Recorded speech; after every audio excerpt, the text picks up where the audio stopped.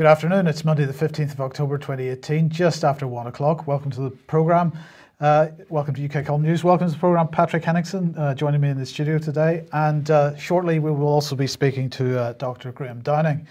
But Patrick, lots going on. And I think I want to get started with this. Now, the BBC is covering chemical weapons on Panorama tonight. They're saying when Abdul woke up on the 4th of April 2017, he never thought that it would be the last time he would see his wife and children. Panorama's analysis of reported chemical attacks suggests 106 took place in Syria, all in the 4 years since disarmament. This, of course, is when the Russians helped remove, or at least verify, that there were no chemical weapons left in Syria. So Panorama claiming this. Patrick, it seems to me to be somewhat of a coincidence, therefore, that in Europe today they are meeting for the Foreign Affairs Council. This is the foreign ministers of all the European member states getting together. So let's have a listen to what Federica Mogherini had to say about that, first of all. Happy to host the foreign ministers of our 6 Eastern partners. We will have a ministerial session with them during the afternoon and then a working dinner with them.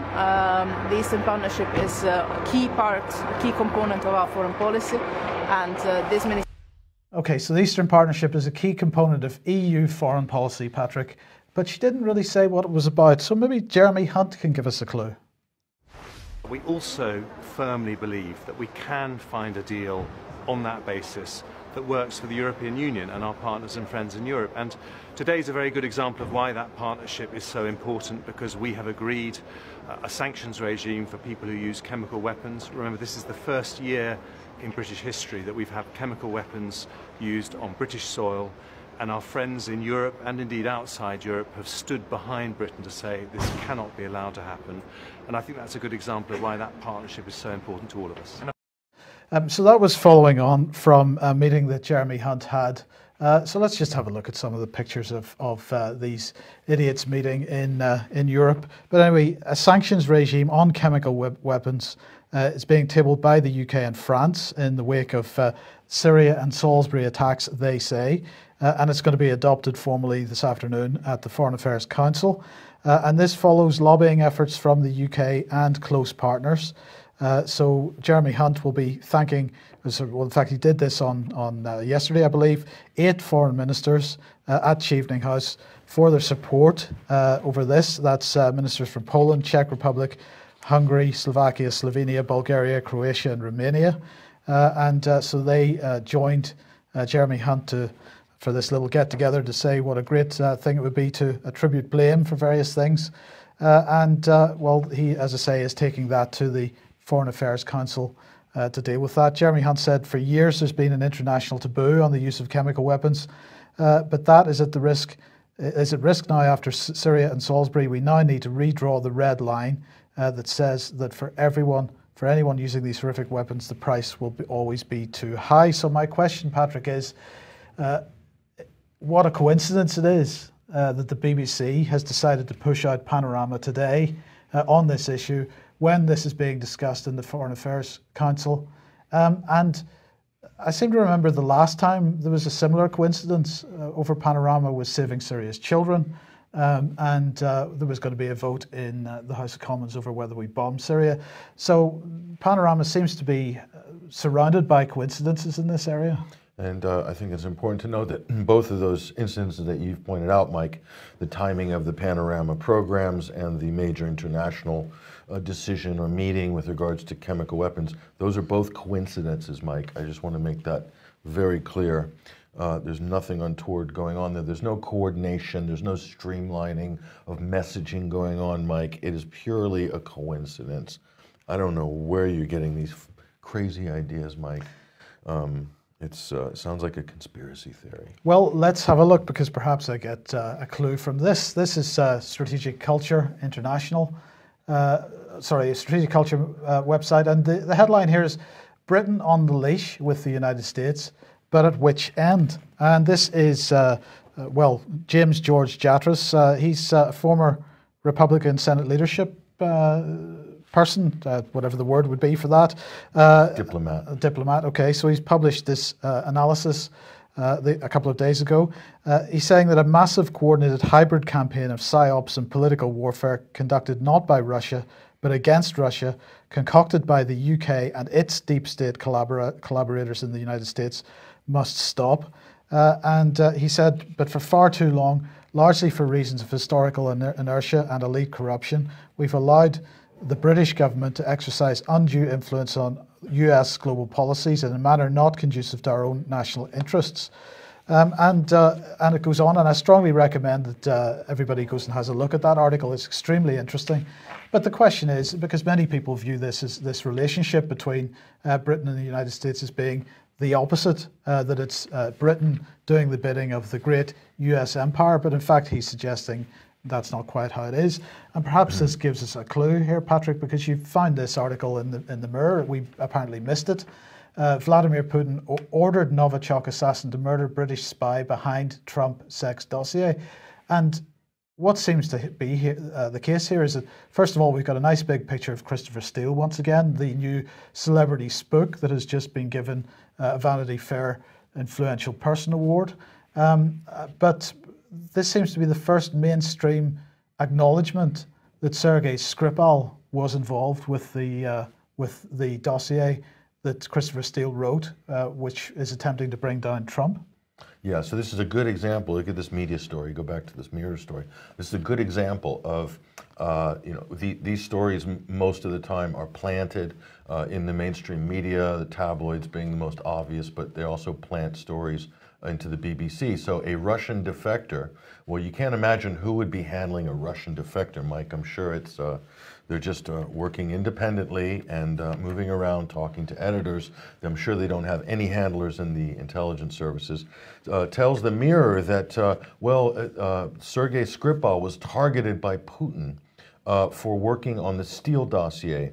So what they've done there, Mike, is a bit of a limited hangout, or sort of co-opting a narrative which has been simmering under the surface, which is there is a relationship between, via MI5 Pablo Miller, there is a relationship between Sergei Skripal, Orbis, Christopher Steele, and any other names you want to throw in there in terms of this little confab of this private intelligence industry involved in putting together this fake, a fraudulent, a forged Trump dossier, which was then handed by none other than John McCain, who was the emissary in that little scam.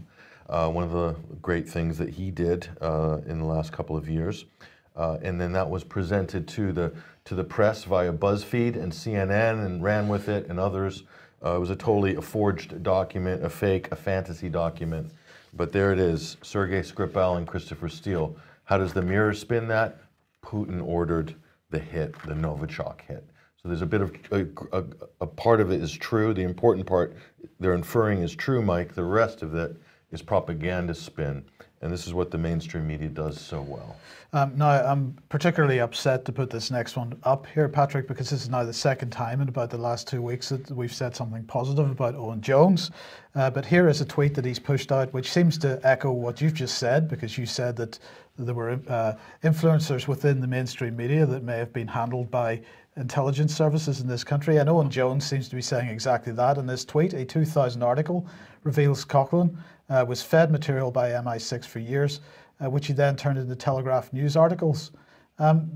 It's pretty unprecedented for mainstream journalists to be attacking each other in this way, isn't it? It isn't, especially laying out or hanging out what Owen Jones is in this epic thread. If you look on Twitter, go to Owen Jones' Twitter account and check out this long, extensive thread. I mean, he includes everything from sort of fake stories about Saddam Hussein training the 9/11 hijackers, Mike, but those are actual fake, planted, fake government official conspiracy theories that were planted, I say that word again, planted in major media outlets, newspapers, television, broadcast networks on both sides of the Atlantic in order to fabricate a fake case with fake news against or connecting Saddam Hussein to the attacks of 9/11 in order to justify a war based on fake fake mainstream media and government pretenses. I keep saying this word fake, Mike. It just rolls right off the tongue. So we have intelligence services planting fake intelligence, fake points into the mainstream media. And we've been talking about this, Mike, for how long? A long time. A decade or more. But now mainstream elite sponsored journalists are breaking ranks, like Owen Jones, who are speaking out against this. So we'll see. Owen Jones is probably going to have to do some penance for that, Mike. I can't imagine what he's going to have to be required to do next week. Whatever charity event, I don't know, but it'll be something. It'll be, because he's definitely, yeah, he's thrown a big turd in the punch bowl there. So, you know, the question is, what is going on at the moment? Well, this is what we're witnessing is the rapid response mechanism. This was announced by Theresa May formally at the G7 in June. And what's it all about? First of all, you attribute blame. You don't have to prove anything, you just have to attribute blame. And then you have a common narrative. And that's across governments. So now we're including the Eastern Partnership of the EU into that. We're bringing them in to reinforce this rapid response mechanism. But the really concerning aspect, because you expect government to behave badly, that's what governments do. But the media is supposed to be there to make sure that they can't get away with it. But the media has been brought into this rapid response mechanism, and that is the issue of major concern here. So we're talking about attribution of blame and a common narrative. Mm-hmm. Those are the two important parts, Mike. That's all you need to make this rapid response mechanism work, right? Attribution of blame and streamline a common narrative across G7 countries, across NATO member states, and that way you have a unified message. So it doesn't matter, Mike, whether that message is accurate. It doesn't matter whether that represents reality or whether it's true. What matters is that everybody's on the same page, Mike. So in a sense, in terms of Europe, you have one Soviet, nice Soviet system of messaging, in other words. So why would individual sovereign nation states, Mike, have to read off each other's hymn sheets? That's a whole question on its own. Yes. We were going to bring Graham Downing onto the program at this point, but I think we've lost him. Graham, are you there? No, that's right. No, you're here. Okay. Well, unfortunately, we seem to have no video. I'm not quite sure why that is. Well, let's move on. We'll see if we can cope with this somehow. But look, we wanted to talk about vaccines here, and this is a Telegraph article from a few days ago. The headline is NHS staff who refuse the vaccine, this is the flu vaccine, may be banned from treating patients. They're saying doctors and nurses who refuse to have a flu jab this winter could be banned from working with patients, the NHS regulator has warned. Despite the threat posed by the flu, nearly 1/3 of frontline healthcare workers had not been vaccinated. Experts believe this exaggerated the pressures faced by hospitals due to higher than necessary absence through sickness, as well as unvaccinated staff spreading the virus among patients without necessarily falling ill themselves. So that's the situation. Mandatory vaccines for NHS staff, and I wanted to get your view on that. Yeah, well, they've been pushing this for a while, Mike, and I do work with the EU, and the paperwork that's coming through that the public won't see is that they're really keen to ensure that all governments are vaccinating their medical staff.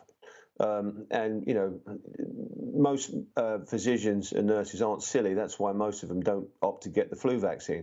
But they're pressuring them. They're putting clinics, even in where they go to get their cup of coffee. There's people there kind of, you know, prone to give them a vaccine, just sort of perched and waiting. And as you'll see from some of the other slides in a second, this is all propaganda.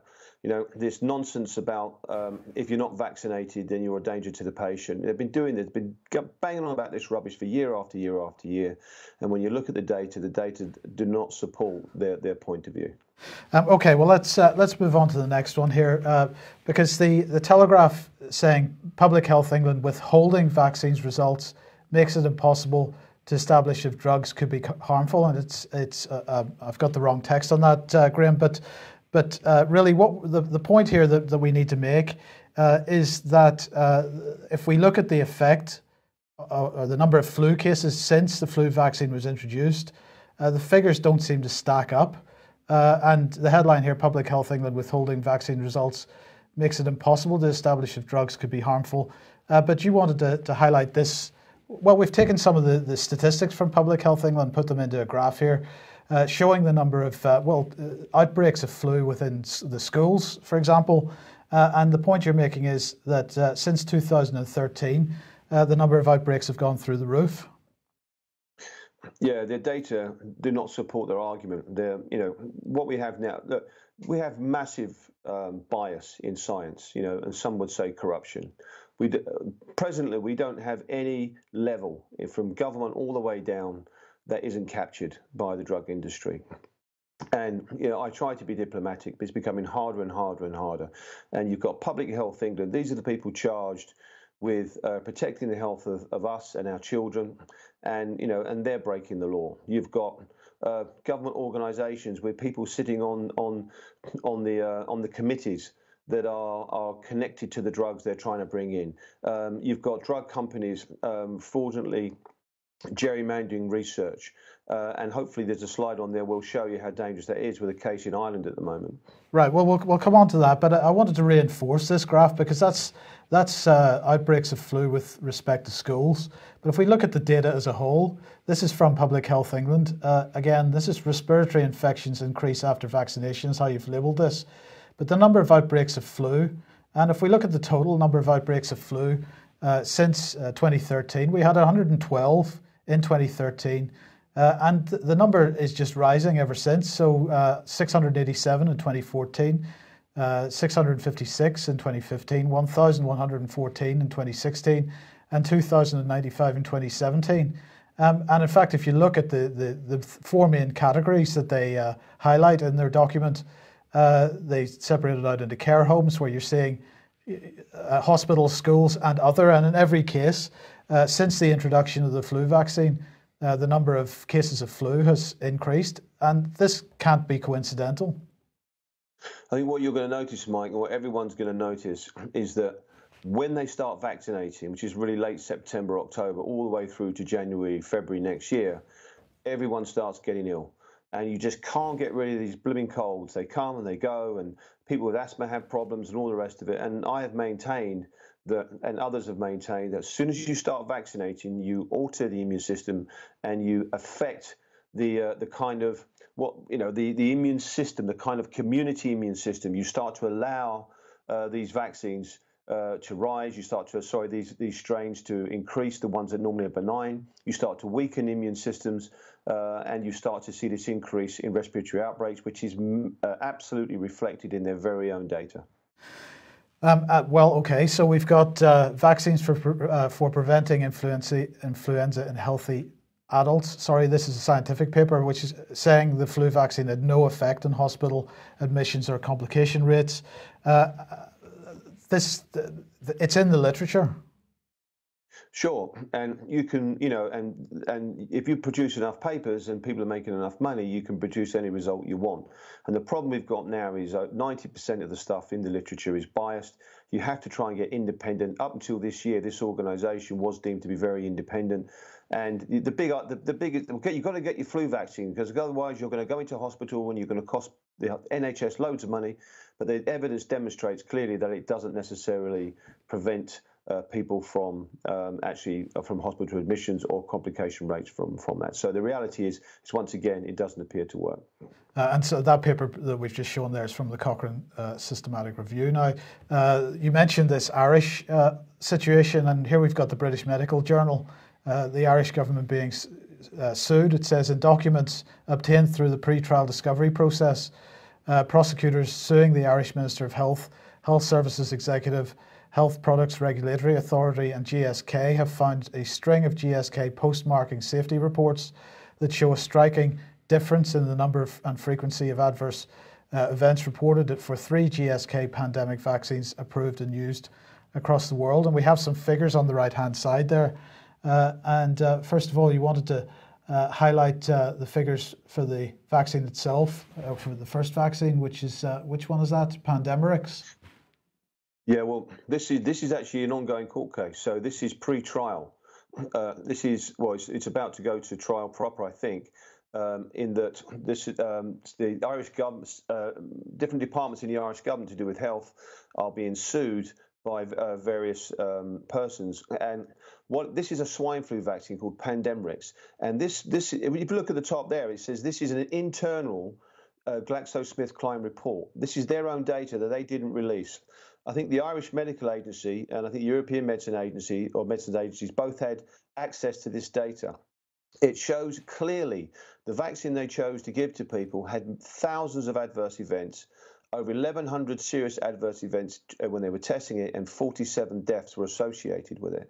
There was another one called Arapanrix, but the interesting thing here, Mike, is when you look to the third vaccine, which did not contain something called ASO3, which is an adjuvant added to the vaccine to rev up the immune system. It didn't contain that. There's no deaths, there's no serious outcomes, and all the rest of it. And the problem here is, Mike, this was not released to the public. The public didn't know this, as far as we can tell. And the public was then given this other vaccine. Now, if you remember the public and you were shown that data, would you want to get that vaccine on the left with the red loop around it? I don't think you would. No, I don't think so. So you just to finish this. One other, so just before you get, absolutely. This is very important. This ASO3, which it's got squalene in it, and squalene is a natural thing you find in the body. What you don't want to do is you don't want to inject things which the immune system is going to start to attack that's going to be naturally in your own body, because then your vaccine is going to start to attack, your immune system is going to start to attack you. The new vaccine they're pushing for, called Fluad, for old age pensioners, if you like, people over the age 60, 65, has this ASO3 in it. Or sorry, has a version of it, a different version of it with squalene. I think it's MF59C.1, but it's the same sort of thing. It's got a squalene adjuvant, and it's very, very, in my opinion, look at this data, you would not want that. No, indeed. And just to finish this off then, as you say, ASO3 contains squalene, and this is a quote from a book called Vaccine A, the covert government experiments that's killing our soldiers. And of course, this seems to be linked to, is this Gulf War syndrome it's linked to? Is that correct? That's correct. Yeah, and the quote from the book here says, when UCLA Medical School's Michael Whitehouse and Francis Beck injected squalene combined with other materials into rats and guinea pigs back in the 1970s, few oils were more effective at causing the animal versions of arthritis and multiple sclerosis, writes Matsumoto in 1999. Dr. Johnny Lorentzen, an immunologist at Sweden's Karolinska Institute, proved that on injection, otherwise benign molecules like squalene can stimulate a self-destructive immune response, even though they occur naturally in the body. Other research institutes have also shown that the immune system makes antibodies to squalene, but only after it is injected. So there is a danger associated with this, but you got to ask why they keep putting this stuff in these vaccines. Well, you've got to ask why they keep vaccinating, because what we have here, we have a centuries old or longer industry that has proven to be completely unsafe and untrustworthy. And what we now should demand is we should demand transparency in research. And you're seeing some of those cases, one in particular to do with the Irish authorities that appeared to have covered up data, or certainly didn't release it to the public. You have thousands upon thousands of articles on this all over the place on the web, and you have God knows how many research papers I presented here and in other venues and other formats. So we need transparency, and this is the problem, Mike. We don't have transparency. We've basically got a captured industry now. Captured government and captured regulatory authorities by the drug industry. Okay, brilliant. Thank you very much, Graham. Apologies, the video wasn't functioning there for us. But just before you go, I wanted to mention that you will be speaking at the Alternative View 9.1 event on Sunday the 2nd of December in London. This is Crown Plaza, London, Kensington. Tickets are available from alternativeview.co.uk. So what will you be speaking about? Well, we're going to develop my areas that my interests are in are obviously vaccines and health, and also science in general. And I have a great interest in artificial intelligence and how it affects the brain and how it impacts health. And we're going to develop this. We're going to use some very, very interesting science, and we're going to use also some theoretical concepts, and we're going to project where we think AI is going to take us. So hold on to your seats there, because it's going to be very, very, very interesting, the stuff we're going to cover. Okay, brilliant. Thank you very much for joining us today, Graham. Much appreciated. What will you be speaking about at that event? We'll be speaking at some of the actual topics that we've covered on today's show, Mike. But right. More broadly, the information, say, fascist, corporatist takeover of our democracies and our political speech, which is happening right now, this week. Well, okay. Let's move on here, because you mentioned John McCain earlier in the program, Patrick, and well, this is Medium, an article in Medium from the Atlantic Council. Hashtag troll tracker, Kremlin celebrates McCain's legacy. And let's just have a quick quote from this then. What does it say? State-funded RT, for example, published at least 3 articles in which it accused the senator of supporting Ukrainian Nazis. Another state-funded media outlet, Sputnik News, published an article titled "John McCain was the embodiment of US deep state - journalist," in which the interviewee, Patrick Henningsen, accused McCain of aligning himself with neo-Nazi factions in Ukraine. Henningsen is a conspiracy blogger and Kremlin supporter who runs 21st Century Newswire. I'm not sure that that's quite what it's called, but anyway, a 9/11 truther site. He should not be considered a credible commentator. So there are a number of things to deal with there. But first of all, the allegation that John McCain is not, or did not, align himself with neo-Nazi factions in Ukraine. Is that a fair statement? Well, I think it is, Mike. That he did or didn't? Well, they're claiming that he didn't. You say that he did. Yeah, well, if you go back to this article, this is from the Atlantic Council. We'll talk about them in a minute. This is a good example of gaslighting, if you understand what this concept is. So they've quoted saying RT published 3 articles which accuse McCain of supporting Ukrainian Nazis. Now, just take that snapshot for a minute, Mike. And how many total articles or reports are there of Ukrainian neo-Nazi factions and the very ones that John McCain was holding rallies with before the U.S.-backed coup in the Ukraine? Maybe in the hundreds or thousands.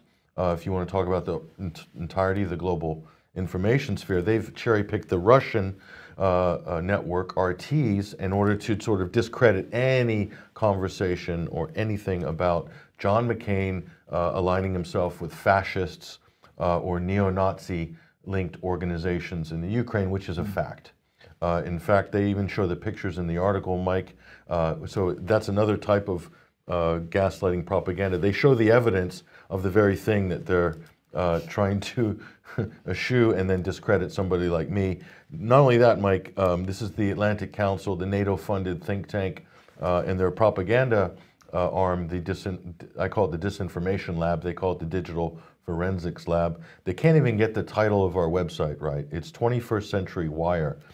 So that shows you the level of, I know because that mistake has been made before, Mike, on other hit pieces. So they've basically copied this 25-year-old recent university leaver who's assistant director of the digital forensic lab. She's plagiarized or copied and pasted this hit piece section from another article without checking. She doesn't even know the name of our website. That's not very impressive. A 9/11 conspiracy, 9/11 truther site. We don't have very many 9/11 articles at 21st Century Wire, unfortunately. But the ones we do have are excellent, but there are only a dozen of them. On the other hand, we have 8,000 other articles and videos on many, many different topics over the last decade. So what they're trying to do is pigeonhole us as a conspiracy site, because this is what the other propaganda sort of political attack vehicles that the establishment have, like Snopes and so forth. And these are all these organizations working together, Mike. But there is a Third Reich research institute created in Kiev. Well, unfortunately, there's a lot of this going on in the Ukraine, and the Atlantic Council, which has a NATO agenda, which is to paint the Ukraine as a burgeoning paradise and utopia of democratic freedoms. There is a massive, very real Nazi movement and a very real fascist movement, but these are the shock troops that John McCain himself relied upon in order to take power by force and overthrow the democratically elected president in February of 2014. So I'm not making this up, Mike. There's just a lot of Nazi activity in the Ukraine, and unfortunately, it's so bad, even the Ukrainian mainstream TV is basically pushing back on some of the Banderite activities this week as well. If you want to go to see good reports on this subject, go to stalkerzone.com, I believe is the website. That'll show you a lot of great translated material from Russian language into English. That's a service that website provides. Mike, the case is overwhelming, but yet, according to NATO and the Atlantic Council, it's not happening. Now, of course, we were talking about Panorama at the beginning of the program. And the question in my mind then is, who are the sort of experts that the likes of the BBC and so on are going to? It's not Julian Assange, although it seems that Julian Assange has managed to get his internet access back. So Julian Assange and WikiLeaks have built themselves up to be somewhere where leaked documents end up. And these leaked documents should be a resource for the media. They should, and WikiLeaks has a perfect record, Mike, in just over 10 years. So they work very hard to vet the leaks that they get. So no one can accuse WikiLeaks of publishing false information or forging documents, but yet a lot of those accusations have been made by other so-called, well, I wouldn't call it whistleblower organizations, but online investigation or open source online investigation websites like Bellingcat. So we're not going to use WikiLeaks as a useful resource. We're going to try to punish that organization as much as possible for being there. Discredit it, punish it. But we are going to use the likes of Bellingcat. Meet the Internet Researchers Unmasking Russian Assassins is the NPR headline here. So you get, the Bellingcat really being promoted at every opportunity by the mainstream media at the moment as being the experts du jour. So their PR company are just doing non-stop media opportunities for Bellingcat right now. It's a full court press, public relations. If you go back to this article, this is from the United States state-run overseas propaganda arm, NPR, but they're doing a lot of domestic propaganda now, especially after the repeal of the Smith-Mundt Act. Domestic propaganda is now legal in the United States by the government. I know that sounds strange, but unfortunately we live in strange times. But what you can see, Mike, is the establishment are basically have sidelined and pushed down, demonized WikiLeaks. Then they've created their own WikiLeaks. Bellingcat is the establishment's own Frankenstein version of WikiLeaks, and they're presenting that to the public as their WikiLeaks, basically. So this is the organization that you should pay attention to, and everything they say is true, and the media don't vet, don't scrutinize anything presented or question anything presented by Bellingcat, nor do government. What does this remind you of, Mike? What other NGO have we been covering quite a lot in recent years that is untouchable by the mainstream media, is unquestioned by the government, gets funding from our governments? What does this remind you of? What NGO? Tell us. The White Helmets. Okay. And both of these organizations, Bellingcat and the White Helmets, produced the made-to-order, custom propaganda that fits the perfect narrative in order to convict the enemies of the West, or the enemies of NATO, Syria, Russia. Who's next? This is their job. Nothing that Bellingcat has ever produced is at all inconvenient or uncomfortable for the US or UK governments. And so now that we've said that, they'll probably get to work and try to look like they're doing a legitimate job. Well, look, at the start of the program, we used the term rapid response mechanism. And of course, that's one aspect of what's going on, because we've got government and media working together here to produce this common narrative. But of course, there's another catchphrase that Theresa came out with this summer, and that is fusion doctrine. And this is the idea that government, intelligence services, media, private sector and NGOs all start to work together on various things. So let's have a look at this, because Caitlin Johnson here had tweeted out, anti-war critics of establishment politics being kicked off Facebook, but this is in the run-up to the midterms in the United States. Facebook closing down a whole load of accounts and kicking people off Facebook who they consider to be trolls or... 800 pages in total. Okay. 800 different pages. And we have Prop or Not, and you can tell us who they are in a second. They've tweeted this out saying, well, look at that. Facebook removed some of the most important grey-black Russian propaganda outlets from the platform. Bravo, Facebook, better late than never. So a big thank you for this. All of these cross-platform and have websites, but one thing at a time. So Prop or Not, who are these people? They seem to be saying here that they have lobbied and done a very good job to make sure that certain pages have been taken off Facebook, but they're not going to stop there. They're going to make sure that these, or the owners of these Facebook pages are taken off the internet in total. This gets beyond a joke. You can tell by the language used by Prop or Not here, the sort of nasty, backbiting language that they use in those tweets. It's the same exact nasty, backbiting language that we see from some of the members of these Atlantic Council-funded organizations on social media.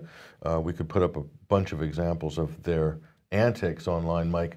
I think the important thing here, Mike, is that just imagine, you said the run up to the midterms, okay, U.S. elections, in a couple of weeks. So you have the taxpayers in the West funding NATO, follow me on this. Mm-hmm.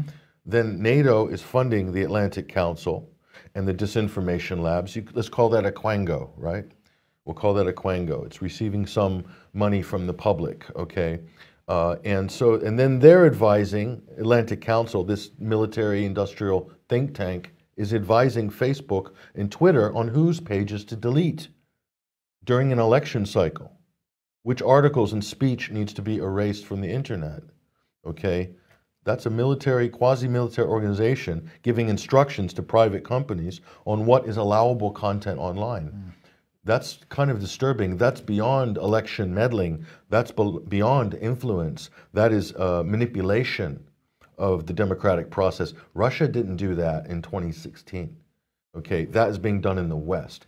And there, Mike, is the modus operandi of Russiagate, okay? Yes, it isolated Putin. Yes, it isolated Trump.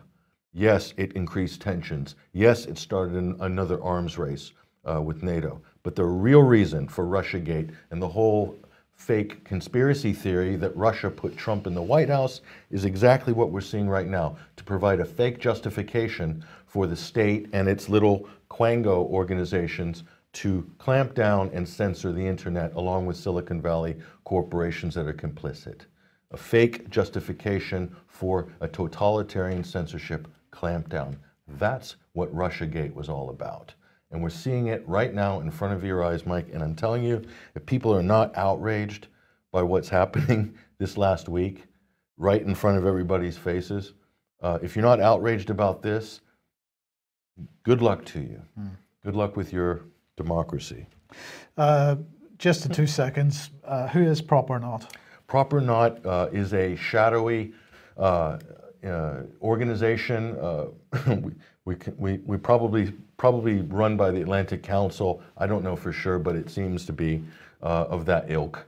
And the Washington Post used them as a source to put forward a list of 200 websites in the US and in Western Europe that are supposedly coordinated Russia propaganda, included many long-running alternative media outlets. So this was basically to provide a censorship list, and this is very similar to some of the lists that some of the other so-called academics are using in the fake news crisis. Mm-hmm. And those are definitely being refashioned and then presented to the not so brave members of Facebook, Twitter, and Google, who are then using that to basically plug into their algorithms of URLs and things like that, information to suppress, websites to ban, people to delete, and so forth.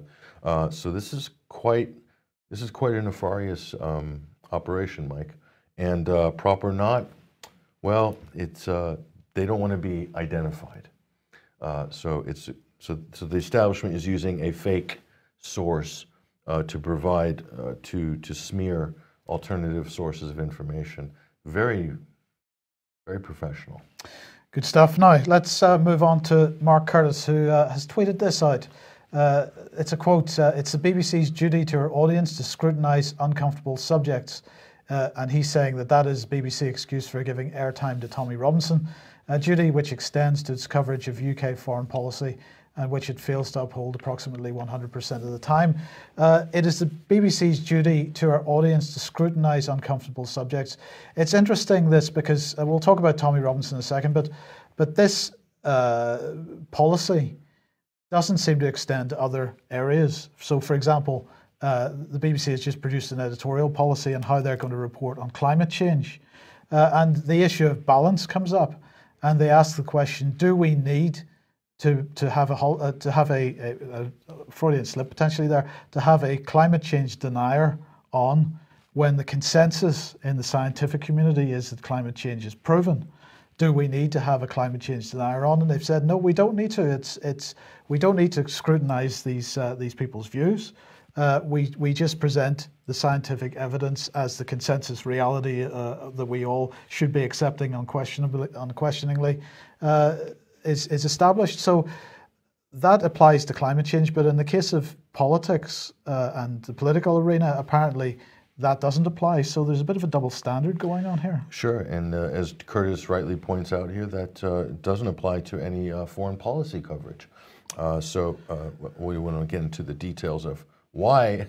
Well, we will actually get into a few details of why the BBC are raising the Tommy Robinson avatar up to such prominence. And we'll talk about that in a second, more about that. But in the meantime, then, we're raising somebody else back up to prominence because Mr. Chowdhury apparently is going to be freed on parole. Is that a coincidence that we're promoting Tommy Robinson's going to get BBC airtime at the same time that Anjem Choudhury is about to be released from prison? Is that a coincidence, do you think? It's absolutely a coincidence, Mike. You are one of the best analysts in pointing out coincidences in media. And if you go back, just look at this right here. What you're seeing here with Anjem Choudhury, that is an actor. That's an actor playing a role. Just like Abu Hamza, does everyone remember The Hook? Okay, Abu Hamza was playing a role. He was the darling of the tabloid media. They loved him, couldn't get enough of him. If Islamic extremism had a divisive, media-friendly character, it was Hamza, and now it's Choudhury. So the timing is uncanny, Mike, actually, with this latest breaking story. Now, Little John here, the headline is, if Islamist hit preacher Anjem Choudhury is still genuinely dangerous, keep him in jail. But Little John here reminding us that Choudhury has links to intelligence. Well, he does, and Little John pointed out that like Abu Hamza, Choudhury is more likely to be a MI5 informant or some sort of government informant. And so all these characters, Mike, whether they're on the right or whether they're on the left, they can be used, and throughout history they've been used and manipulated by agencies. This is an art form in America, by the way, with the FBI. Throughout history, you can look at FBI informants have penetrated every single organization or planted or used in every single activist organization, every single political organization from the beginning of time, basically. And that's so that they can control the extremist wings of both left and right, or even environmental groups. I think you have quite a few interesting stories about environmental groups with informants penetrating the highest levels in Britain. So why would you think that that wouldn't be the case with the radical mosques? Well, of course it is, and there's plenty of documentation to that effect. I think Dr. Nafis Ahmed did quite a few interesting investigations really proving just that, as has the author Mark Curtis as well. So you can go check out their work online on this actual subject, Mike. Okay, now on Saturday, Brian was at the Leave Means Leave event, which took place in the Southwest in well, in Devon anyway, I can't remember exactly where it was, but we'll have more on that on Wednesday. But what was clear once again was that they absolutely do not want to discuss the military and what's going to happen with the military following Brexit. Well, the Italian job, because Mark Lancaster, the Armed Forces Minister, was in Rome just over the weekend to bring forward our defence relationship between the UK and Italy. So he highlighted how our armed forces can work closer together. He was at a protection of cultural heritage event. And then after that event, he went on to discuss future cooperation between the UK and Italy with the Italian government and Italian defence partners, as they're calling it. So yet another bilateral sidling up together, let's make a deal sort of thing, because of course that's part and parcel of what's going to be the case after Brexit, which is EU military unification, and therefore there can be no Brexit. But look, we've got to leave it there for today. Thank you very much for joining us, Patrick, and thank you for joining us. We'll be back at the same time on Wednesday. If you like what we do and you're not a subscriber, we do appreciate your support, because we can only do what we do with that help. So if you'd like to take out a subscription, the details are on the UK Column website, which is at ukcolumn.org. And we will see you at 1 o'clock, as I say, on Wednesday. Thanks for joining us. Bye-bye.